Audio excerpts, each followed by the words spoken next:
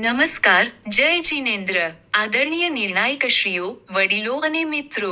પાલિતાણા જેવી પવિત્ર સિદ્ધક્ષેત્ર ભૂમિ પર, જ્યાં પર્વતના કણેકણમાં ત્યાગ અને સંસ્કારની સુવાસ છે, ત્યાં શ્રી શત્રુંજય યુવક મંડળ દ્વારા આયોજિત આ સ્પર્ધામાં ભાગ લેવો એ મારા માટે ગૌરવની વાત છે.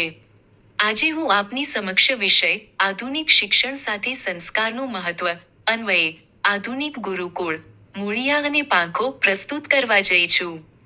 આપણે ભાગ્યશાળી છીએ કે આપણને પાલિતાણા જેવું સંસ્કારનું કેન્દ્ર મળ્યું છે. શ્રી શત્રુંજય યુવક મંડળનો આ પ્રયાસ પણ એ જ દિશામાં છે કે નવી પેઢી ટેકનોલોજીની પાંખો તો મેળવે, પણ તેના મૂળિયા આપણી ગૌરવશાળી ભારતીય સંસ્કૃતિમાં જ રહે. મારો આ પ્રોજેક્ટ પણ આ જ વિચારને મૂર્તિમંત કરે છે.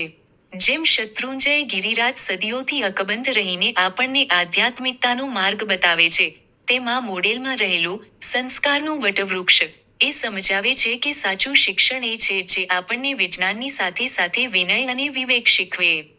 અહીં, ગુરુકુળ, વિભાગમાં મેં નવકાર મંત્ર અને અનેક ગ્રંથો મૂક્યા છે, કારણ કે પાલિતાણાની ભૂમિ આપણને શીખવે છે કે જ્ઞાન એ જ સાચું છે જે મુક્તિ અપાવે, સા વિદ્યાયા વિમુક્તયે. આજના યાયના યુગમાં આપણી પ્રાચીન પરંપરા અને શિક્ષણ પદ્ધતિને ભૂલી ન જઈએ તે મારા પ્રોજેક્ટનો મુખ્ય હેતુ છે. હું શત્રુંજય યુવક મંડળનો આભાર માનું છું કે જેમણે સંસ્કાર અને આધુનિક શિક્ષણ જેવા ગહન વિષય પર અમને વિચારતા કર્યા.